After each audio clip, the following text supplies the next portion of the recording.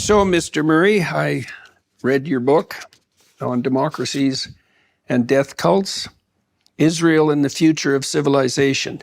Yeah, it's a pretty rough read in like 5 different dimensions. It's brutal and unnerving and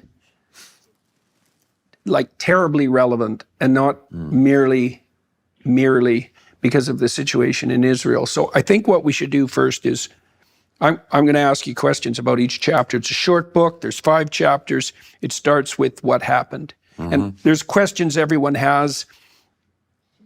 How did the Israeli security forces miss this? How could something like this happen? What did happen? Who was responsible? So let's start by laying that out. What happened on October 7th? What happened was that about 4,000 or more terrorists invaded Israel in the early morning. The Hamas, Islamic Jihad, and other jihadist groups in Gaza started firing hundreds and hundreds of rockets at about 6:30 in the morning, almost exactly 6:30 in the morning. So air raid sirens went off across the country. But then something, and sadly that's kind of usual in Israel. It's quite common to have air raid sirens, particularly in the south, has been for 20 years. What became clear was very unusual was that across multiple parts of the Gaza-Israel border, thousands of terrorists broke in. They broke down the fences, they went to the checkpoints where Gazan workers would come through each day and where aid lorries and indeed commerce occurred. They went to those crossings as well, attacked the soldiers, overwhelmed them in quite a lot of places. It was a religious holiday. It's the holiday of Simchat Torah, and so a lot of people were at home with their families. It was 50 years to the day since the Yom Kippur War, when Israel's Arab neighbors invaded in a surprise attack as well. So you might say, well, how come it's a surprise? That was one of the things, as soon as I got to Israel straight after the 7th, one of the things I was trying to find out was what the hell went wrong. Because the Israelis have always had, certainly since 1973, a sort of invulnerability. It's not true, of course, but they were seen to be invulnerable by many of their neighbors. Certainly impossible to catch by surprise. Impossible to catch by surprise. It's what I call the Fowlerization of Israel, the sort of idea that it's eyes in the sky everywhere, nothing that can be done that could surprise them. And that wasn't the case. Massive amounts of the security apparatus of Israel failed. Hamas were also very, very clever. They'd done a lot of reconnaissance, using, sadly, Gazan workers in Israel to do the reconnaissance, it has to be said, in the months and years ahead of the 7th. They knew how to take down things like communications.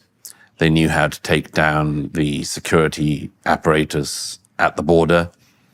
And by the time that hundreds and then thousands of people were flooding into Israel, invading, they were going community by community through the south, village by village. They're called kibbutz. They're small communities of sometimes a few hundred, sometimes 1,000 people.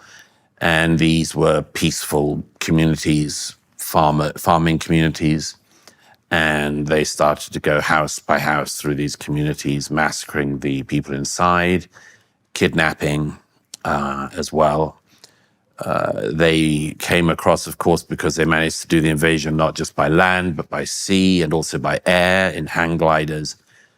They managed to come into the dance party, the Nova Party, where thousands of young people were dancing in the early morning.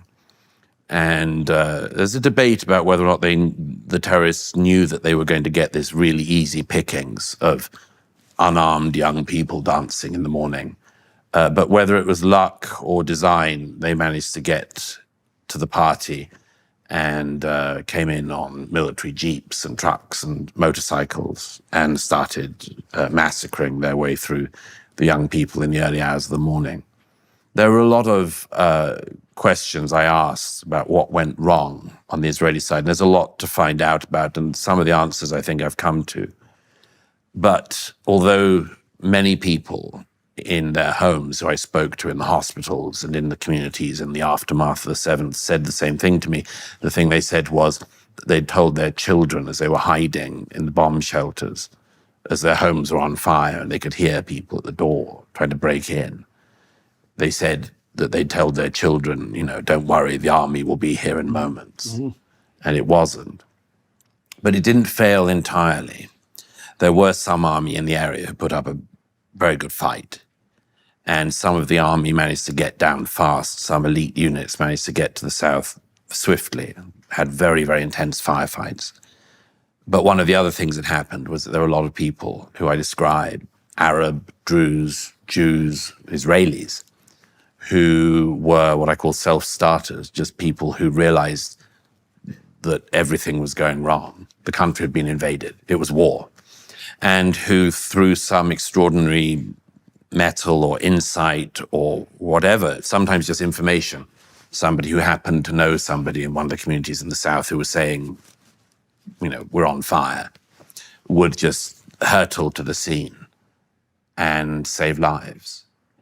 And that's why I say that the morning of the 7th was a story of catastrophic evil from Hamas and Islamic Jihad, and indeed the Gazan civilians who came in to join in the raping and the stealing and the kidnapping. By the end of the day, 1,200 Israelis were dead, many, many more injured, and 250 taken hostage into Gaza. By proportion of population, if people were to extrapolate that out to America, it would be about 44,000 Americans killed in one day. Well, the hostage situation is also... And 10,000 Americans taken hostage. Right. That's by proportion of population, if you extrapolate it out. It would be 10,000 Americans being dragged out of their homes and taken into enemy territory by terrorists. But the story was, first of all, of the evils that Hamas committed that day. Secondly, and the suffering that they imposed. Secondly, of course, the failure of much of the security apparatus in Israel, from which lessons will have to be learned, and not just by Israel, but by her allies. But thirdly, as I say, it's also the story of extraordinary people rising to this terrible moment and doing unbelievably heroic things.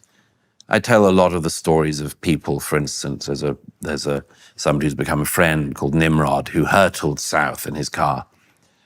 He had been in the army, was called back to base by his commander, but by that point Nimrod was driving south, and he managed to pick up a gun on the way, a single revolver with, I think, 8 rounds of ammunition.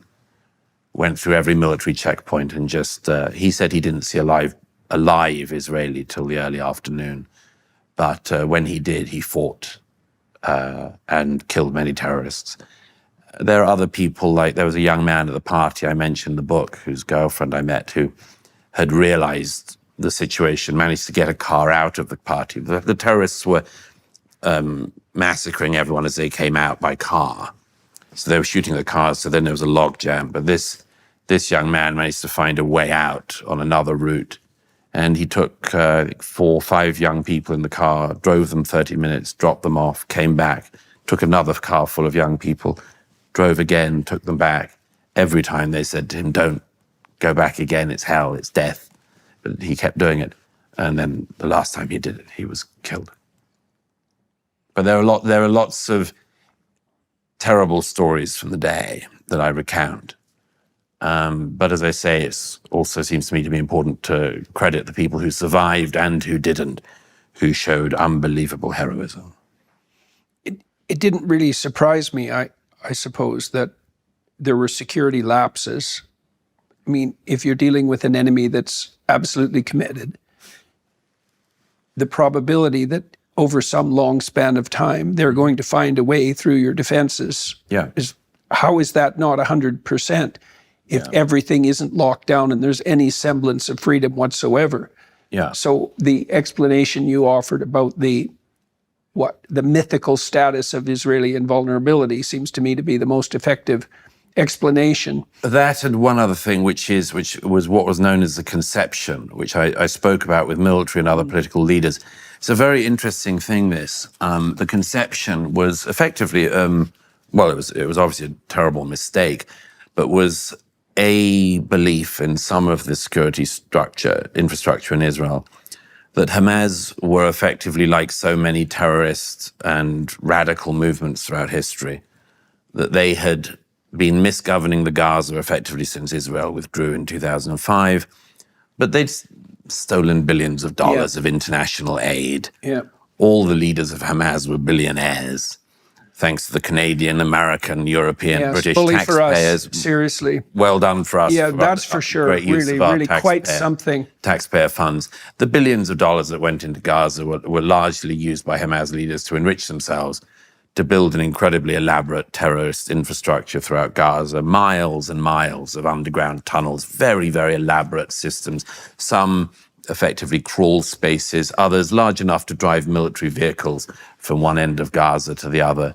And they built that whole infrastructure over the 18 years or so that they governed Gaza.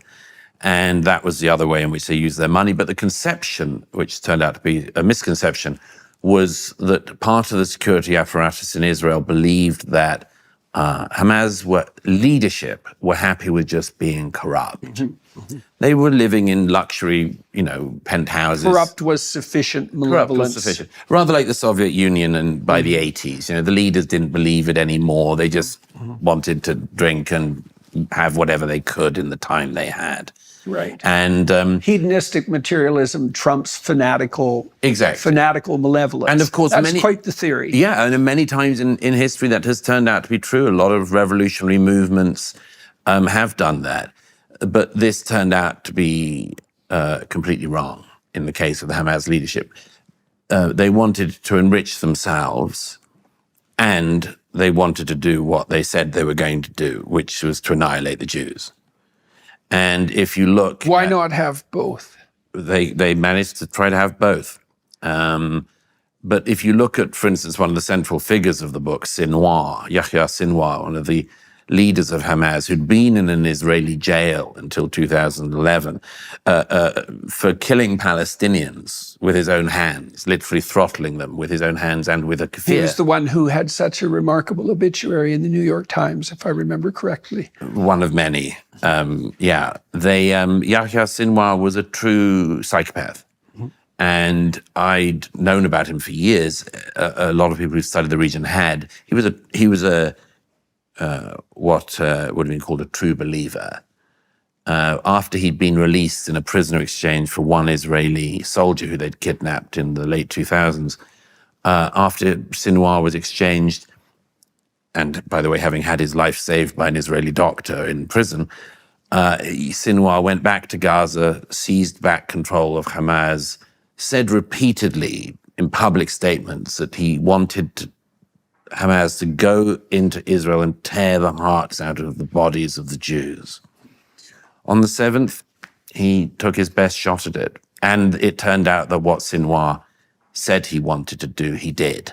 He did. It's very common for people who are extremely malevolent to tell you exactly what they're going to do and then do it. Yes. Far more common than people think. And the fact that people are blind to that reality points to something that we'll have to discuss in more detail. This insistence by naive people in the West that no such thing as malevolence exists, right? All perpetrators are victims until proven otherwise. Victims we haven't understood yet, or they may have had a bad childhood. Mm-hmm. Mm-hmm. Well, no doubt they did, but there's plenty of people who had bad childhoods who don't turn into malevolent psychopaths. That's my observation. So, yes, too. It's definitely the case.